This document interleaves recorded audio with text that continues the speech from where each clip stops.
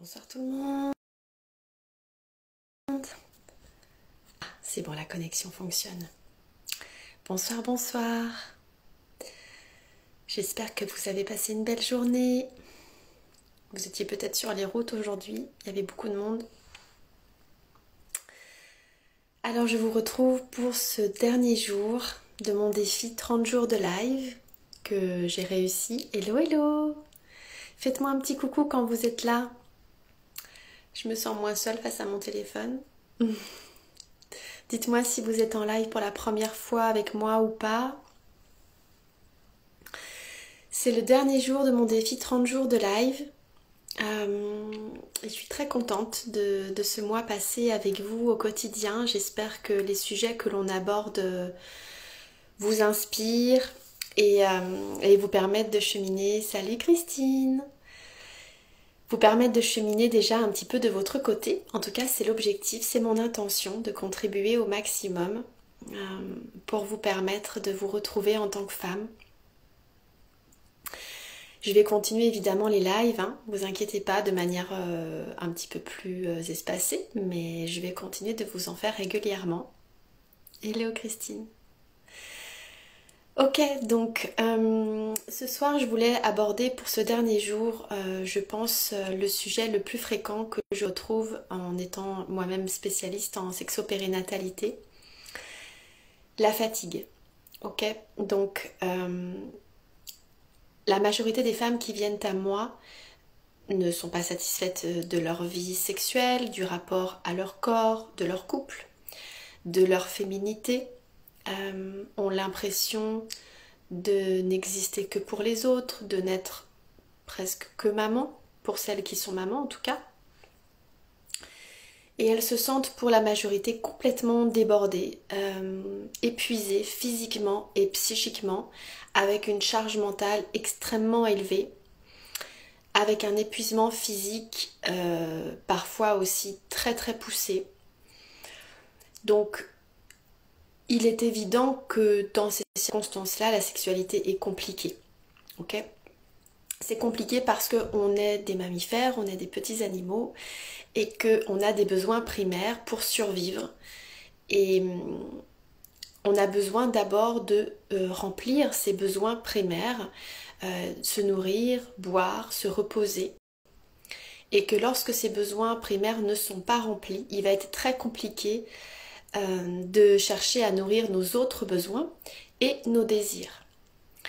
Évidemment, pensez à un animal, je sais pas, qui est épuisé, il va pas chercher à se reproduire, ok ? Il va d'abord chercher à se reposer. Donc la fatigue, c'est évidemment très fréquent chez la majorité d'entre nous parce qu'on est dans une vie, dans une société qui est très fatigante à plein de niveaux. Mais alors c'est encore plus intense pendant la grossesse et en postpartum principalement. Donc moi évidemment c'est vraiment assez un jeu d'équilibriste pour moi de évidemment accompagner les femmes qui le souhaitent à se retrouver en tant que femme, à se retrouver en couple, à reprendre aussi un élan de vie pour elles-mêmes, tout en n'apportant aucune injonction pour respecter au maximum le rythme de chacune. Il est évident que je ne vais jamais pousser une femme à se réinvestir dans sa vie sexuelle alors qu'elle est exténuée. Donc on va mettre en place d'abord des choses pour retrouver cette énergie vitale. Et c'est pour ça que mes accompagnements sont vraiment, et j'y tiens beaucoup, sont vraiment très holistiques, très généralistes, et que je mets vraiment très souvent l'accent sur l'hygiène de vie au sens large, que ce soit l'alimentation, le repos, le sommeil, l'activité physique, l'hygiène mentale, l'hygiène émotionnelle, l'hygiène spirituelle. C'est un tout. Donc on a besoin d'avoir nos différents corps qui sont correctement nourris pour que notre sexualité se passe au mieux. Donc votre sexualité dépend de votre niveau d'énergie, c'est évident. Donc si vous avez un niveau d'énergie qui est bas, que ce soit au niveau physique encore une fois, mais pas que, hein. Des fois on a l'impression que voilà, quand même en ce moment ça va mieux, on dort un peu mieux, on mange correctement, mais on se sent quand même fatigué et ça peut être une fatigue mentale, une fatigue émotionnelle, une fatigue spirituelle. Ça peut être une vie qui n'est pas alignée avec nos valeurs, dans laquelle on ne se reconnaît plus. Hello, hello, salut tout le monde. Et du coup, ça aussi, ça va entraîner des conséquences plutôt désagréables et négatives sur notre sexualité. Donc, c'est important pour moi d'accompagner des femmes avant tout à se reconnecter à elles, à se sentir bien dans leur vie en général. Et la sexualité ne sera que la conséquence de tout ça. Salut tout le monde, faites-moi un petit coucou quand vous êtes là. Dites-moi si vous êtes en live pour la première fois avec moi ou pas. C'est important pour moi de savoir qui est là. Et donc, oui, j'accompagne vraiment des femmes à ce niveau-là. C'est important pour moi d'abord vous aider à vous retrouver, à vous sentir bien dans votre corps, bien dans votre vie, bien dans votre tête. Et comme je le disais à l'instant, la sexualité, ce n'est que la conséquence de tout ça. On ne peut pas avoir une vie sexuelle épanouissante, avoir du temps et de l'énergie à mettre dans la sexualité, alors qu'on n'a absolument pas de temps ni d'énergie pour le reste. Salut, salut, salut. La fatigue, c'est vraiment le premier argument qui revient pour, entre guillemets, justifier d'un non-épanouissement sexuel. Après, c'est aussi parce que notre manière de percevoir la sexualité nous pousse à considérer que parce qu'on est fatigué, on ne peut pas faire l'amour. En gros, c'est comme si la sexualité était quelque chose qui nous prenait notre énergie. Et ça, c'est quelque chose qui n'est pas forcément vrai. Ça dépend des croyances, de la conception que l'on a autour de la sexualité, de l'intention que l'on met dans ces moments d'intimité. Ça dépend pourquoi on fait l'amour, ça dépend comment on fait l'amour, ça dépend de plein de choses, mais il y a des moyens, et c'est là aussi tout mon travail, il y a des moyens de changer cette perception et de ne plus considérer la sexualité comme quelque chose qui va encore nous prendre de l'énergie. Ce qui fait que même lorsqu'on est fatigué, on peut quand même vivre une vie sexuelle en adaptant les choses évidemment à nos capacités, mais d'attendre, si vous voulez, de ne plus être fatigué pour faire l'amour. Enfin, je pense que voilà, si on est entre mamans ici ce soir, vous conviendrez que c'est assez rare qu'on ne soit pas fatigué les premiers temps après avoir mis au monde un enfant. Et là, je parle pas juste de quelques jours ou de quelques semaines, je parle de bien plus que ça. Quelques mois, voire plus encore. Donc voilà, ça veut dire qu'on ne peut pas non plus... Hello tout le monde, merci d'être là, ça me fait plaisir. Je me sens moins seule. Hein. Et donc voilà, on peut pas... Enfin on peut toujours, mais est-ce que c'est souffrant ou pas pour nous de laisser de côté notre vie intime et je parle pas que de sexualité stricto sensu, c'est vraiment l'intimité au sens large avec soi, avec l'autre, le rapport à notre corps... le plaisir dans notre vie en général, est-ce qu'on a vraiment envie de laisser complètement ça de côté tout le temps où on va se considérer comme étant fatigué? Parce que à quel moment on n'est pas fatigué? Bon, c'est pas si fréquent que ça dans notre vie en général et encore plus en postpartum. Donc moi je vous invite à vous questionner là-dessus. Est-ce que je considère que la sexualité me fatigue davantage?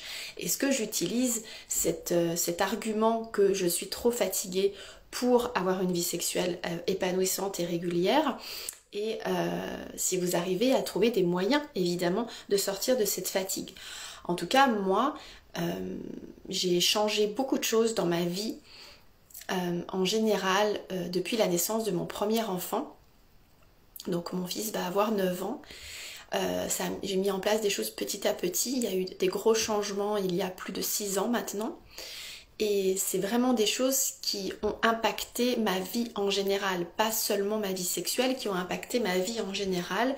La perception que j'avais de moi, de mon corps, de ma féminité. Le rapport que j'entretenais avec le respect de moi-même.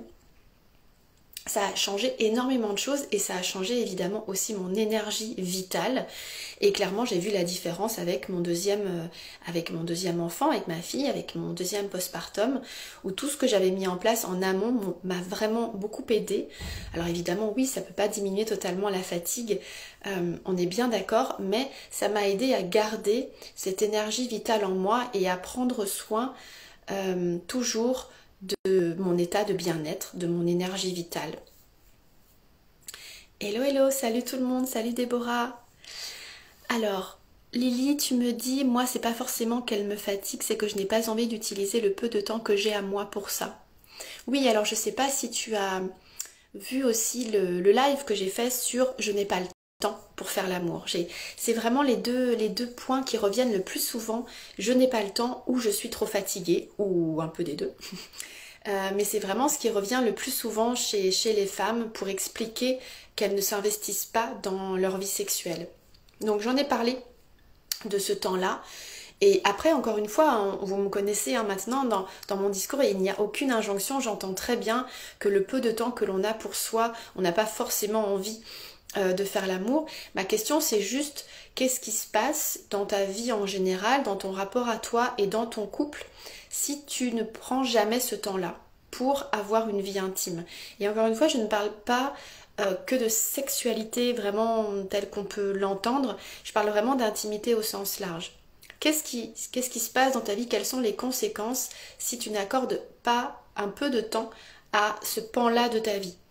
Voilà, juste questionne-toi. J'ai pas la réponse, ok? On est toutes différentes, mais de voir un petit peu, voilà, ok, quelles sont les conséquences de ça quand je ne m'investis pas dans tous les domaines de notre vie? Voilà, si je prends la décision de pas prendre de temps pour développer mon activité professionnelle, par exemple, quelles vont être les conséquences? Si je prends la décision de ne pas prendre un peu de temps pour jouer avec mes enfants, pour prendre des nouvelles de mes parents, pour prendre du temps pour manger correctement, j'en sais rien. Tous les sujets quelles vont être les conséquences de ça? Et après, se dire, bon, ok, les conséquences, moi, c'est ok pour moi, ces conséquences-là, ça me convient dans mes valeurs, dans la femme que j'ai envie d'incarner, dans le couple que j'ai envie de vivre, dans la vie que j'ai envie d'avoir, ou au contraire, non. Parce que très souvent, on s'aperçoit qu'on accorde beaucoup de temps pour des choses qui ne sont pas forcément importantes pour nous.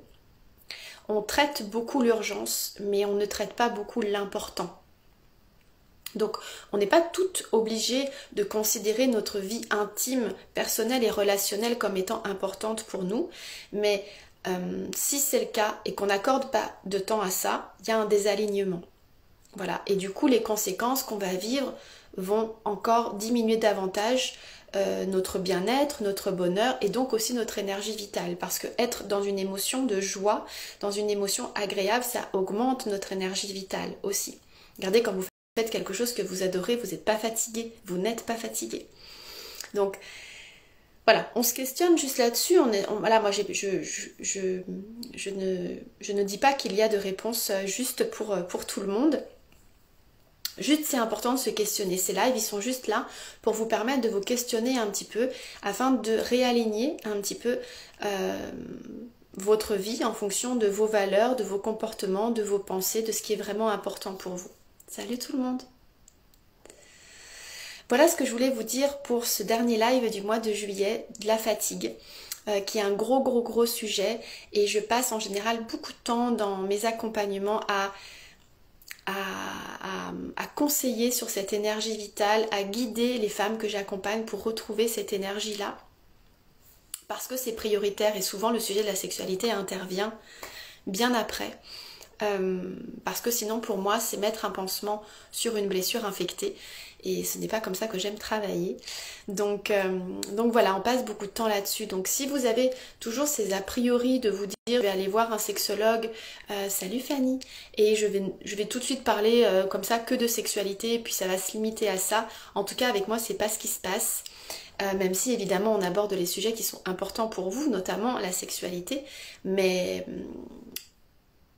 voilà, c'est beaucoup plus large parce qu'on est des êtres humains complexes et multidimensionnels, donc il y a plusieurs plans à prendre en compte pour vraiment faire un travail en profondeur.